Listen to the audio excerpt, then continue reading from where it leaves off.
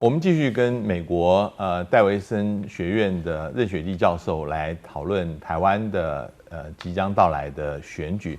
Professor Rigger, I want to ask you about the China factor. Beijing had always wanted to interfere with Taiwan election, but every time it usually backfire. Do you think they try to do it again this time? And some media reports suggest that recently there's two South Pacific countries broke up diplomatic ties with Taiwan, and that is done through there's a plan by China. It's called Taiwan Election Interference Plan, coordinated by Xi's office, and those two countries break up diplomatic relations is due to this. What's the logic behind China want to interfere with Taiwan election? Didn't they know that this only contribute to the downside of the KMT? And what's the KMT feel about it? So it's very hard to understand the logic within Beijing, you know. But what I think I can say with some degree of confidence is that they do not have good options for controlling Taiwan, right? In fact, they don't control Taiwan, and they don't have good options for influencing Taiwan. And I think until fairly recently, they hoped that the KMT was a party that could see things more or less their way. But I think two things have happened. One is that their way has become more rigid and less accommodating of the preferences of, you know, this society.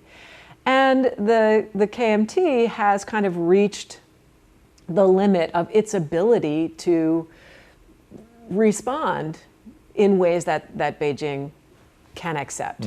So I would say, you know, even as much as people put a lot of store in the idea that President Ma was, you know, doing everything according to Beijing's plan, he obviously was not doing everything according to Beijing's plan, right? He had his own bottom line, and he was trying to get the relationship to be as good as it could be without actually crossing over that bottom line and beginning to give in to the kinds of demands that could not be stepped back. And I think by the end of the Ma Ying-jeou era, the Chinese Communist Party leadership was already coming to realize that the KMT was not going to save them.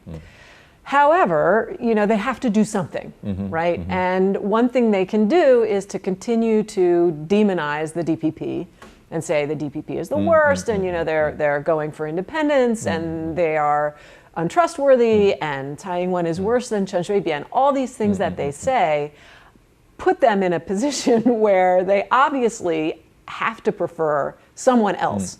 And so I don't think they actually have a strong preference in this race. I don't think they are imagining that either candidate is somehow going to, you know, push the ball farther in their direction.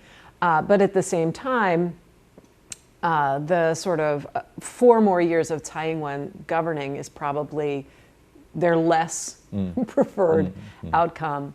So I think that the specific actions that they have taken recently are less about, you know, we want the outcome of the election to be like this, and more about we want Taiwanese people to be scared, we want Taiwanese people to feel pressure, we want Taiwanese people to feel hopeless and alone and desperate, and we will little by little squeeze them until they can't stand it anymore.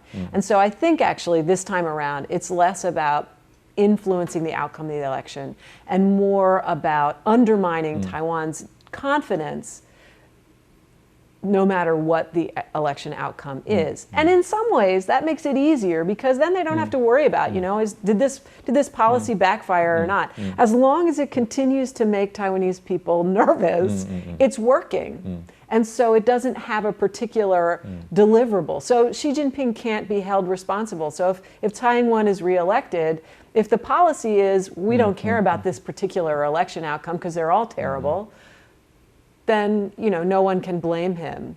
Whereas if the preference is let's get Han Kuo-yu in there and he loses, then Xi Jinping gets blamed. So I think they've kind of changed the game from specific manipulation to a sort of large-scale effort to undermine the confidence of the Taiwanese society. So what you have just suggested is China's agenda on Taiwan is much more longer than we expected. It will cross over the next year's election, even crossing over to a decade long, that China is going to run its own agenda no matter who is the ruling party in Taiwan. That's one of the possibilities. And then the other would be, how do you make sense of Xi Jinping's New Year's talk about one China, two system, and especially about the Taiwan version of it? Is it a kind of 统战, united front that is appealing to Taiwan, or is it something that is going to be just like a long-term plan that China have already figured out for Taiwan?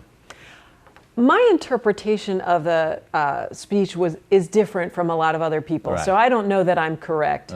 But it seemed to me to be an affirmation, this is our policy, this has been our policy, this will be our policy. We're not changing. Okay. So it's one country, two systems, it's 92 consensus, it's unification.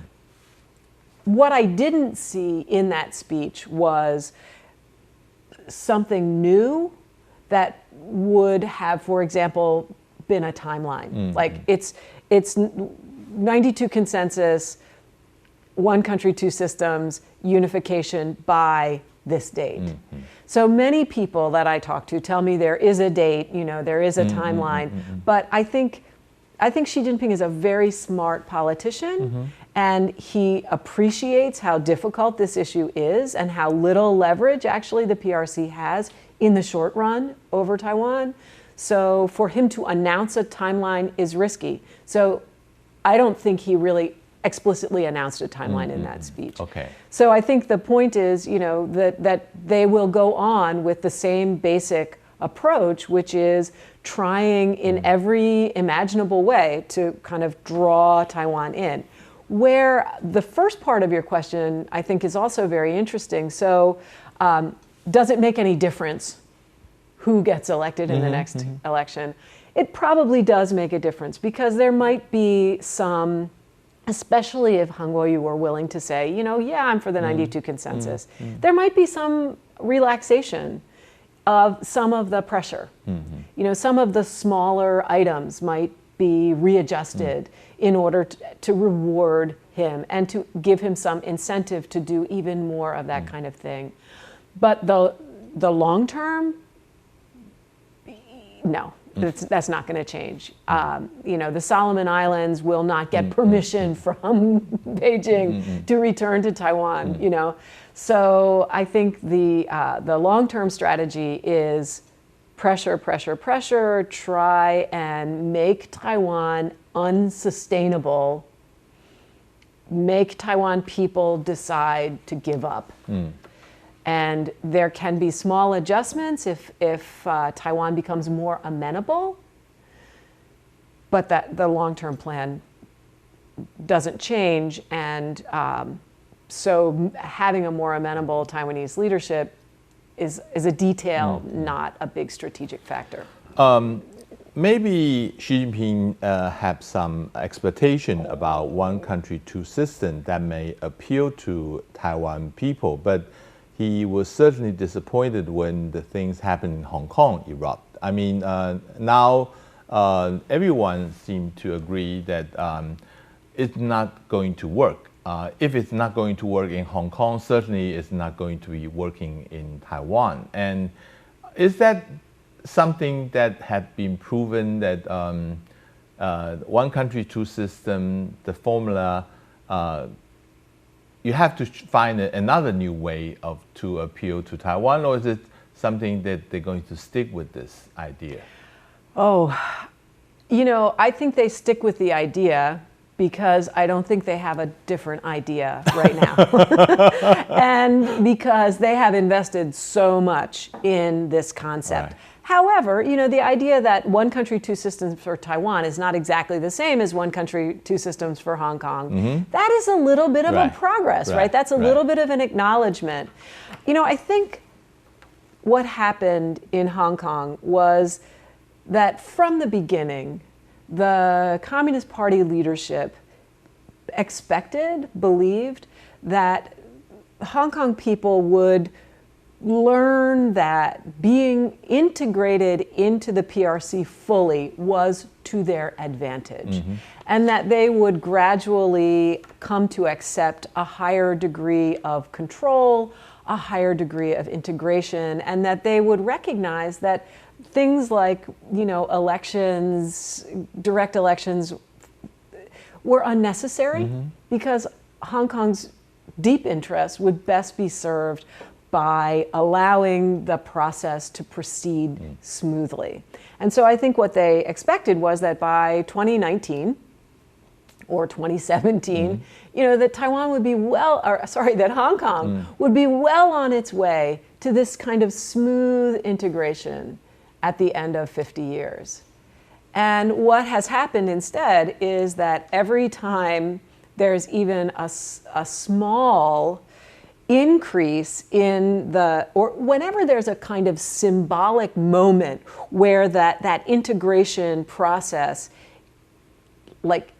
has to take a step up, mm-hmm. like the national security law or the patriotic mm-hmm. education or the Songjong refugee 逃犯条例. Yeah. Whenever something like that happens, one of these moments where it becomes really clear to the Hong Kong people what's happening, where the long-term trend is going, they go nuts. They protest, they resist, they fight back, they don't like it. And not only that, each time it gets worse. The 2003 protests, they were protests. The next round, the umbrella protests were bigger. This year is much bigger, much worse. So if I were in Beijing, I know that there are many people here who say, no, this is the outcome they want. They want Hong Kong to commit suicide through this protesting process. And that might be an okay outcome, given that they're not getting what they really want. Mm-hmm. But what they really want is not for Hong Kong to commit suicide or to blow up. Mm-hmm. What they really want is for Hong Kong to accept unification, full unification and integration, and it's not happening. So I think the lesson I would take from that if I were in Beijing is, wow, this is really difficult. There's something about people in these places like Hong Kong and Taiwan that makes them very resistant to integration into our system. What do we do with that? We need to step back and think about where that's coming from and how we can work with that reality. We don't see any evidence that they're thinking along those lines in Beijing, but I don't know how they could not be thinking about those lines, along those lines in Beijing, because this is the reality that they're confronting every day in Hong Kong, and that they kind of know they would be confronting in Taiwan, because their representatives in Taiwan, both those who visit from the mainland, like the time Chen Yunlin came and there was all the protests, and the voices in Taiwan who are speaking on behalf of a more accommodating approach, provoke the same kind of negative reaction. So, I don't think they have any good options in the short run, but I don't think they're giving up their goal in the long run. come back to Taiwan. By this time, Beijing must have known that Tsai Ing-wen had a very high opportunity to get reelected. How are they going to deal with Tsai Ing-wen in the next 4 years after Tsai Ing-wen is having her second term? Would second term be different from the first term for her China policy? Because she don't have the pressure to run again. And Beijing must have known that the only meaningful change will come from once the DPP is in the ruling party. That's the only chance you can expect there's a genuine change of Taiwan's China policy. So any chance do you expect that Tsai Ing-wen might have a second thought on this? Let me begin by saying I don't know. But my observation of her over the course of her career is that she is very cautious and very consistent. Right. Her statements about cross-strait relations have not changed since her, the election night speech, thanking the voters, through the inauguration, through every speech she's given since. She's been totally consistent. I don't know why that would change in the second term, not only because it doesn't seem to me the kind of politician that Tsai Ing-wen has proven to be, but also because I do think this society feels the pressure from the mainland. And I don't think there is an appetite to make things worse. So, while people don't seem eager to give in and say, okay, come, unify me, they also don't seem eager for things to get worse in the other way. So, I would expect that her policy on cross-strait relations would remain the same, and that where she will put her energy is probably into deepening some of the gains that she has made in other areas, like the new southbound policy, which has, I would submit, borne some very positive fruit, even in a short time, and with another few years, might pay off even more. I think, we're looking at this backlash against China that is all over the world, and that the new southbound policy has sort of positioned Taiwan to benefit from if it continues.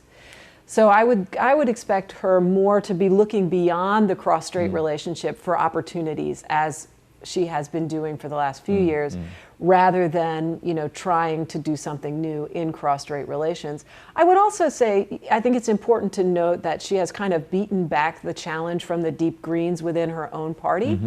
That they pushed right up into the primary, and I think if things had been slightly different, Lai Ching-te might have actually succeeded in his insurgent campaign, but that was a failure. And I think what that shows is that even within the DPP, there's recognition that the window of opportunity for some kind of radical change in Taiwan's status in the pro-independence direction is closed or very close to closing. So what the best you can hope for is to find other windows, to let some breeze in through. So I would expect her policy to be pretty consistent into the next term, but that's a prediction and I could be totally wrong.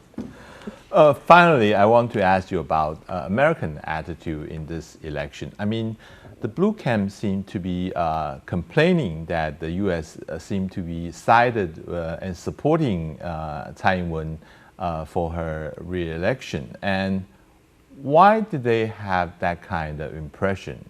And what do you think about U.S. attitude toward the election at this time? So it is, of course, the policy of the United States government not to have a preference in another country's election, right? I'm not sure that our president always subscribes to that, right? The news from today suggests that he does have his friends abroad, the ones that help him. But our government as a whole, doesn't, we believe in Taiwan as a democracy, right? And Taiwanese people will vote for and elect their own leaders. So why then the perception that that the U.S. has a preference for Tsai in this election? I think one reason is that the U.S. officials and the sort of the U.S. Taiwan watching community has a very good sense of who Tsai Ing-wen is and what she's going to do. And that is something that has been developing for a long time. So it really started after her unsuccessful presidential bid in 2012, where, if you'll recall, someone within the Obama White House even made a statement that seemed to be suggesting that the U.S. was opposing her candidacy. Right. And that was a big problem for us because we're not supposed to do that. Our government doesn't do that. But since 2012, I think Tsai's inner circle have made enormous efforts to better understand the U.S. position and point of view, and to help the U.S. understand where they're coming from. And I think that has been successful, and I think most U.S. policymakers and Taiwan watchers are comfortable with Tsai. It's not that they're uncomfortable with Han necessarily, but they don't know him. And his statements are inconsistent in some ways. Like in the U.S., we don't follow the everyday. Right. In Taiwan media, what candidates say. We see the big statements. So we see, I'm going to fix Kaohsiung's economy by making stuff happen with mainland China. I'm going to go over and spend time with the Taiwan officials in different Chinese cities to get that going. We saw that. And then we saw, there's going to be one country, two systems over my dead body. So what do we know? What do we make of that? So I think it's less about U.S. officials don't like Han and more that they don't know Han as well. And so they don't have the ability to talk about him at the same kind of level of detail that they would talk about Tsai. At the same time, the U.S. is always nervous about the DPP because it has this history of being maybe a little bit more provocative with the PRC, which is something that the U.S. definitely does not benefit from. So, I can understand why people have that impression, but I think that, whoever wins this election will be welcomed as the representative of a democratic Taiwan in Washington and around the U.S. Lastly, I want to ask you about,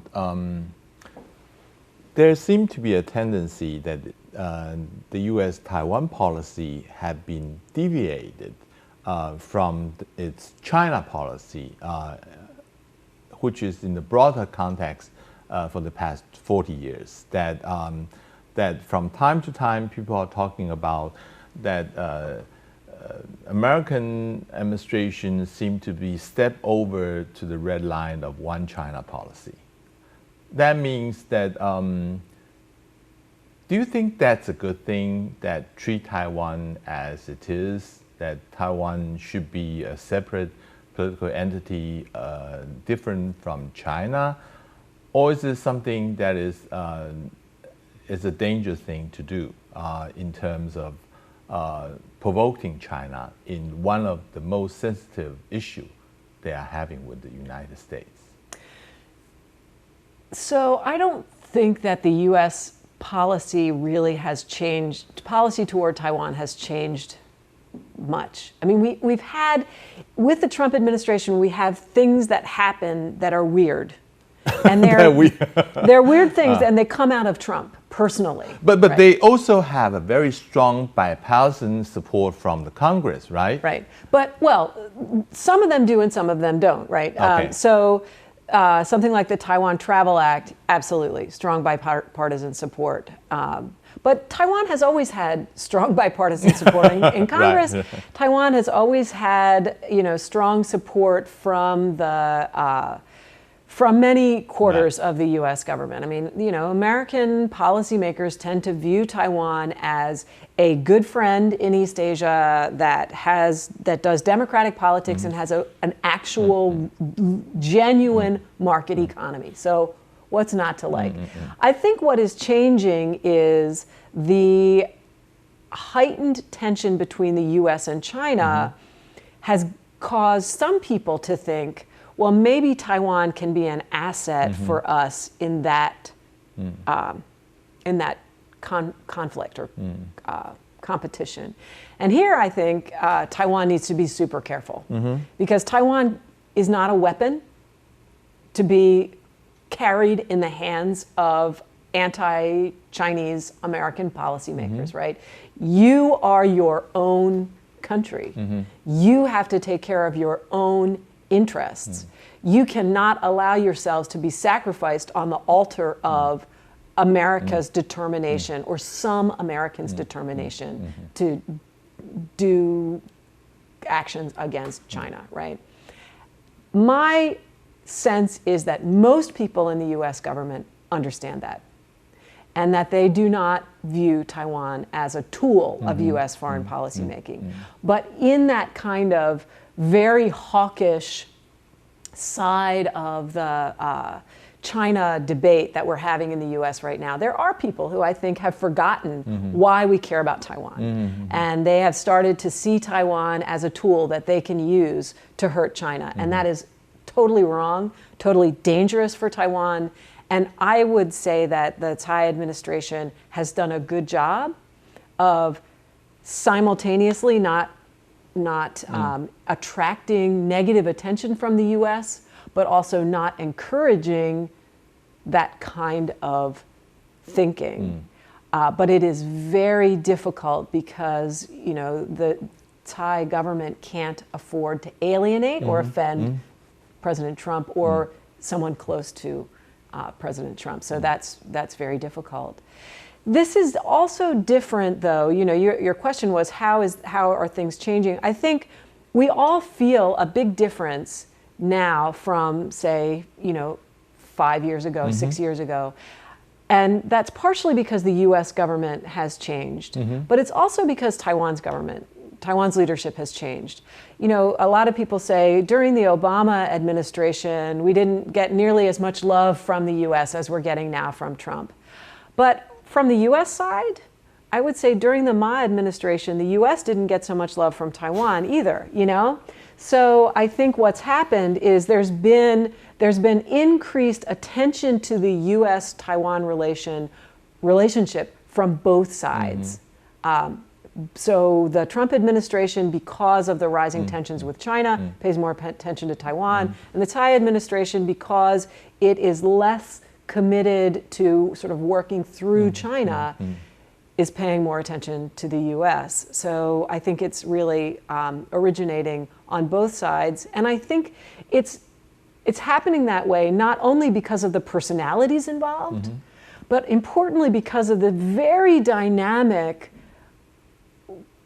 events in mainland China. All of this anxiety and rising confrontation is very recent.